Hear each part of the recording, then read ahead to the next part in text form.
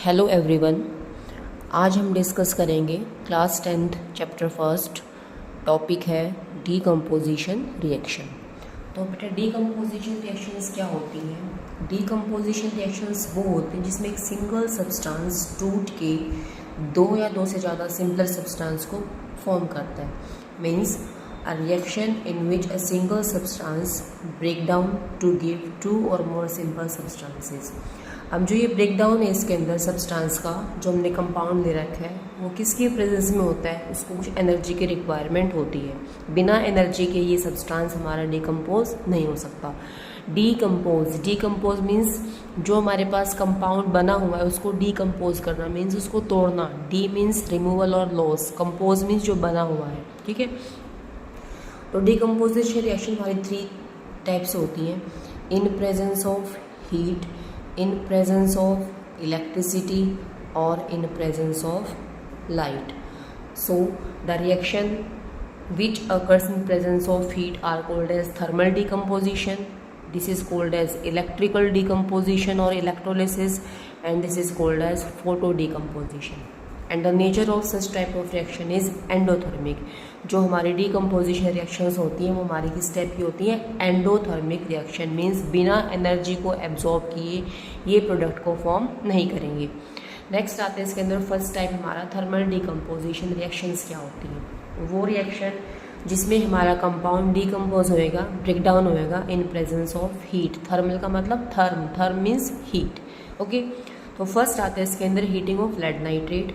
Lead nitrate का formula रहेगा हमारा PbNO3 ट्वाइस। एक वाइट सॉलिड है ये। जब इसको हम हीट करेंगे then it will decompose to give yellow solid named as lead oxide having formula PbO and NO2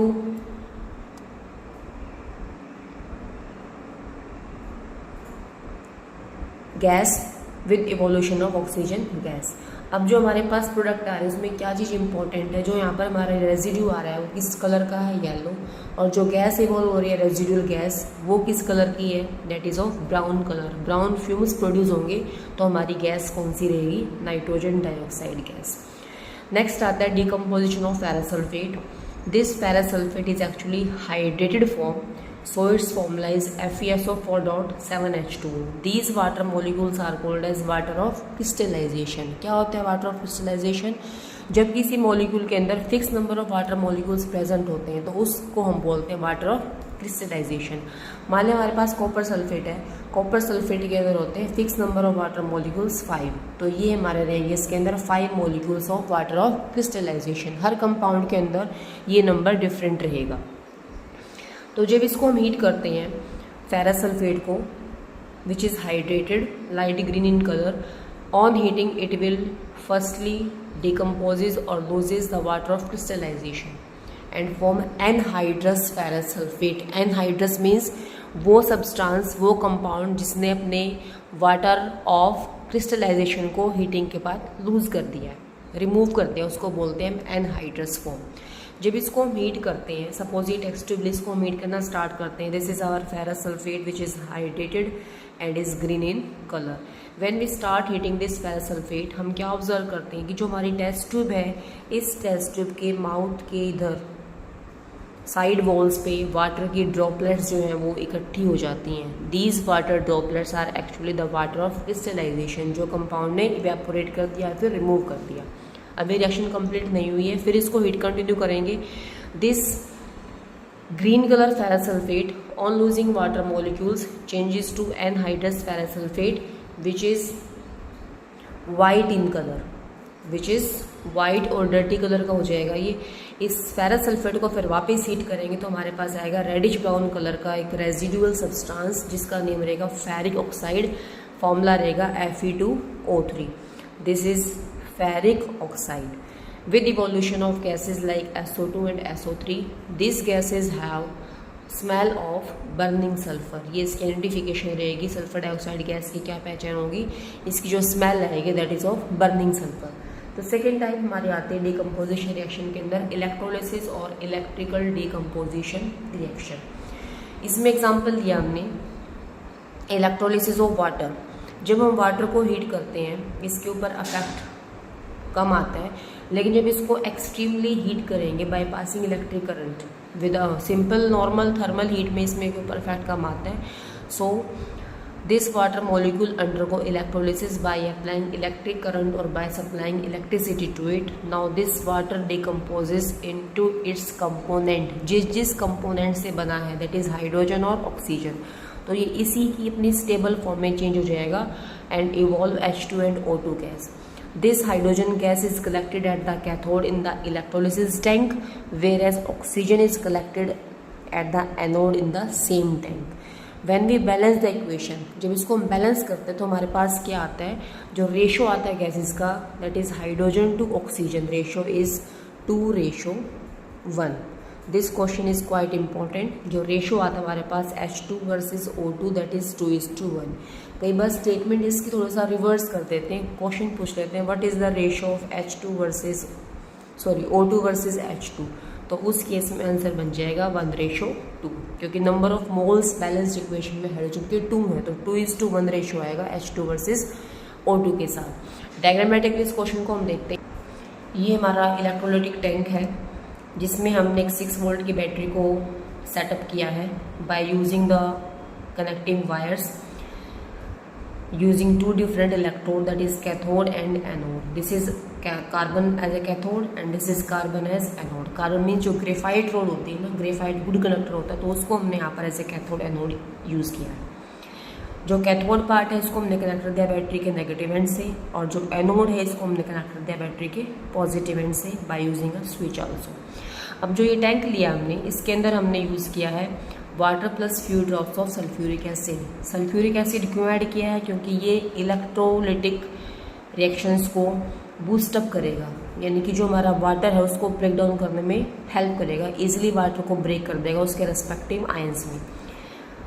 so when we pass on the current by switching on the battery, जब हम current on कर इस battery को switch को on करते हैं तो यहाँ पर जो वाटर है इसकी प्रेजेंस में ज़्यादा हाइड्रोजन आयंस प्रोड्यूस करना स्टार्ट करेगा, अपने रेस्पेक्टिव आयंस में टूट जाएगा, हाइड्रोजन आयंस, हाइड्रोक्साइड आयंस. फिर जो सल्फ्यूरिक एसिड है वो ब्रेक डाउन होगा हाइड्रोजन आयंस और सल्फेट आयंस में. तो इस तरह से हमारे पास 2 गैसेस जो है वो प्रोड्यूस होंगी 2 डिफरेंट टेस्ट ट्यूब्स के अंदर, जो हमने यहाँ पर ले रखी हैं. कैथोड पे जो गैस कलेक्ट हो रही है दैट इज़ हाइड्रोजन, और एनोड पे गैस जो है वो ऑक्सीजन. अब इसमें डायग्रामेटिकली भी हम क्लियरली देख पा रहे हैं the volume of oxygen is half of hydrogen, या फिर हम कह सकते हैं कि जो वॉल्यूम ऑफ हाइड्रोजन गैस यहाँ पर कलेक्ट हुआ है it is double of oxygen gas. तो डबल अमाउंट में जो गैस बन रही है ट्वाइस जो है वो हमारी कौन सी है, हाइड्रोजन गैस है. क्लियर. अब लास्ट पार्ट आता है इसका फोटो डिकम्पोजिशन रिएक्शन. क्या होती है photo decomposition? Photo means light, photo means light. The reaction which undergo or the substance or the compound which decompose in presence of light are called as photo decomposition reaction. Example ये इसके अंदर हमने silver halide, mostly ये जो reaction है silver halides दिखाते हैं. This AgCl silver chloride, AgBr silver bromide. These 2 compounds are commonly called as silver halides. Halides means compounds with halogens, chlorine, bromine, iodine, ये सब halogens हैं, फ्लोरीन भी, तो इनको बोलते हैं सिल्वर हैलाइड्स. तो सिल्वर क्लोराइड जो कि वाइट सब्सटेंस है, इन प्रेजेंस ऑफ सनलाइट डिकम्पोज हो जाएगा ये अपने आप and give grey colour silver with evolution of chlorine gas. Similarly the yellow coloured silver bromide in presence of sunlight decomposes to give gray color silver and evolution of this gas bromine. So this is photo decomposition reaction. इस reaction की एक application है कि जो silver halides हैं इनको हम use करते हैं इन ब्लैक एंड वाइट फोटोग्राफी. इनको हम कहाँ पर यूज़ करते हैं, ब्लैक एंड वाइट फोटोग्राफी में किस टाइप के कंपाउंड्स को यूज़ किया जाता है, तो आंसर आ जाएगा हमारा सिल्वर हैलाइड्स. लास्ट पॉइंट आता है कि जो डिकम्पोजिशन रिएक्शंस हमने पढ़ी हैं उनके क्या क्या एप्लीकेशन यूजेस आते हैं. हमारे डिकम्पोजिशन रिएक्शन के यूजेस क्या क्या रहेंगे. फर्स्ट यूज़ है in the extraction of metals. जो हमारे पास मेटल्स होते हैं एक्चुअल में वो मिनरल्स की फॉर्म में या फिर हमारे पास ओर्स की फॉर्म में होते हैं, मोल्टन स्टेट में या फिर कंबाइंड और फ्यूज स्टेट में. तो इन मिनरल्स में से या ओर्स में से हम मेटल को एक्सट्रैक्ट करते हैं by using different method such as reduction method, calcination method, or roasting method. By using these different techniques, we can extract the metals from their ores or minerals. Second application और use आता है इसका, decomposition reaction play an important role in digestion of food. जो हम food खाते हैं उसको decompose करने में, उसको ब्रेक करने में, सिंपलर सब्सटेंसेस में कौन सी रिएक्शन हेल्पफुल है? Decomposition reaction. और ये काम कौन करता है डाइजेशन का? This work is done by the enzymes present in the body. और ये एंजाइम्स इस रिएक्शन की स्पीड को इतना इंक्रीज़ करते हैं कि जो फूड का डाइजेशन है वो बहुत जल्दी कंप्लीट हो जाता है। That's why these enzymes are considered as biocatalyst. Biocatalyst, catalyst word हम पहले भी कर चुके हैं। वो सब्सटेंस होता है जो रिएक्शन के रेट को या स्पीड को इंक्रीज करता है। तो एंजाइम भी क्या है? जो बायोलॉजिकल रिएक्शन में रिएक्शन की स्पीड को इंक्रीज करते हैं।